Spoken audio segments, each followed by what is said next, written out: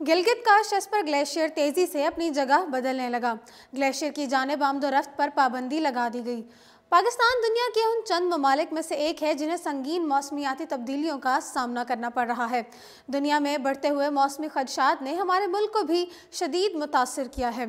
यही वजह है कि पाकिस्तान में मौसम में शिद्दत पैदा हो चुकी है। मौसम गर्मा का दौरानिया बढ़ चुका है, जबकि सर्दी का दौरानिया कम मगर शिद्दत ज़्यादा हो चुकी है। इन मौसमियाती तब्दीलियों की वजह से हमारे पानी का बुनियादी जरिया समझे जाने वाले ग्लेशियर्स तेज़ी से पिघल रहे हैं, जबकि गुज़श्ता हुकूमतों ने इस माहौलियाती तब्दीली की राह में रुकावट पैदा करने के लिए कोई संजीदा कोशिश नहीं की।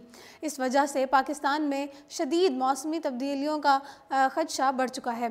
पाकिस्तान के शुमाली इलाका जात और वहाँ मौजूद ग्लेशियर्स बहुत तेज़ी से उन मौसमियाती तब्दीलियों का निशाना बन रहे हैं। उनमें से एक गिलगित बल्तिस्तान का शेस्पर ग्लेशियर है।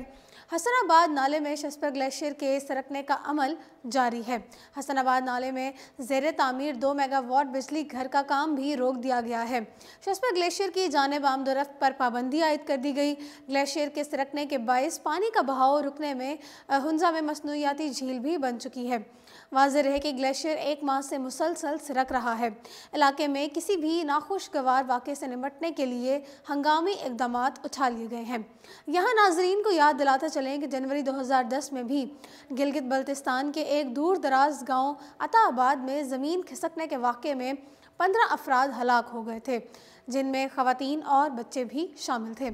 इस वाक़े में मलबे तले दब जाने वालों और डूब जाने वालों की लाशों के लिए एक इंतहाई मुश्किल रेस्क्यू अमल अंजाम दिया गया, जिसमें फ़ौजी एहलकार ने भी मुकामी इंतज़ामिया की मदद की।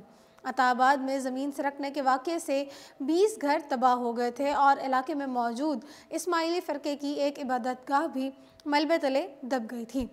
ज़मीन खिसकने से पाकिस्तान और चीन को मिलने वाली शाहराह काराकरम के अलावा दरियाए हुंजा भी बंद हो गया था।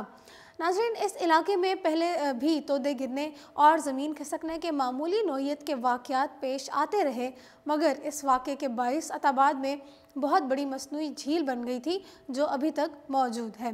तो फ़िलवक्त इतना ही। मज़ीद अपडेटेड रहने के लिए देखते रहिए उर्दू पॉइंट।